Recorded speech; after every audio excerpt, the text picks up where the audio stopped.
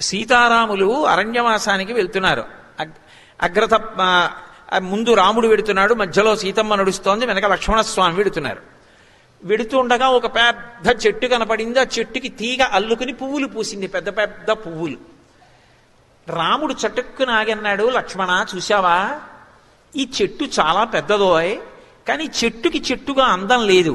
ఈ తీగ చెట్టును అల్లుకుంది, పెద్ద పెద్ద పువ్వులు చెట్టుకి ఒత్తుకునేటట్టుగా అల్లుకుంది, అందుకు నీ చెట్టుకి ఇంత అందం వచ్చింది, అవునంటావా అన్నాడు.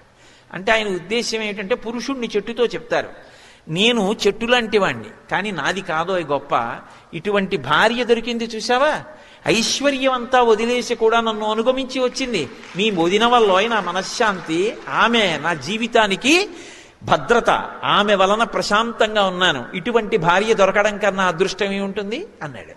సీతమ్మంది, ఏమో లక్ష్మణ, ఆయనకి అలా అనిపించింది, కానీ ఎంత గొప్ప తీగైనా ఎంత పెద్ద పువ్వులైనా ఇటువంటి చెట్టు ఆసరా దొరకకపోతే నేల మీద పడితే మేకలు తినుండేవి, అటువంటి చెట్టు ఆసరా దొరికింది కాబట్టే తీగ శోభిస్తోందంది. అవునా లక్ష్మణ అంది. అంటే నేను ఎంత ప్రేమ కలిగిన దాన్నైనా మీ అన్నగారు లాంటి భర్త దొరకకపోతే నా సౌశీల్యం ఎలా ప్రకాశిస్తుంది? మరి మండోదరి శీలం ప్రకాశించిందా?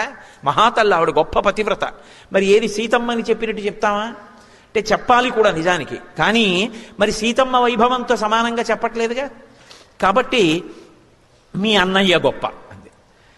అంటే సీతారాములు ఇద్దరూ కలిసి లక్ష్మణస్వామిని అడిగారు, లక్ష్మణ నిజంగా చెప్పు, చెట్టు వల్ల తీగ కందమా, తీగ వల్ల చెట్టు కందమా అన్నారు. అంటే వదిన వల్ల నాకందమా, నా వల్ల వదిన కందమా చెప్పన్నారు. ఆయన అన్నాడు, చెట్టు వల్ల తీగకో తీగ వల్ల చెట్టుకో నాకు తెలియదు, కానీ ఇంత పెద్ద పెద్ద పూలతో అల్లుకున్నటువంటి తీగతో కలిసి ఉన్నటువంటి చెట్టు కింద విశ్రాంతి తీసుకునే అదృష్టం పొందిన బాటసారినైనా నా అదృష్టం. అంటే మీ వంటి అన్నా వదిన సీతారాములు నాకు అన్నా వదినలుగా లభించడం, మిమ్మల్ని సేవించడం నా అదృష్టం అని చెప్పి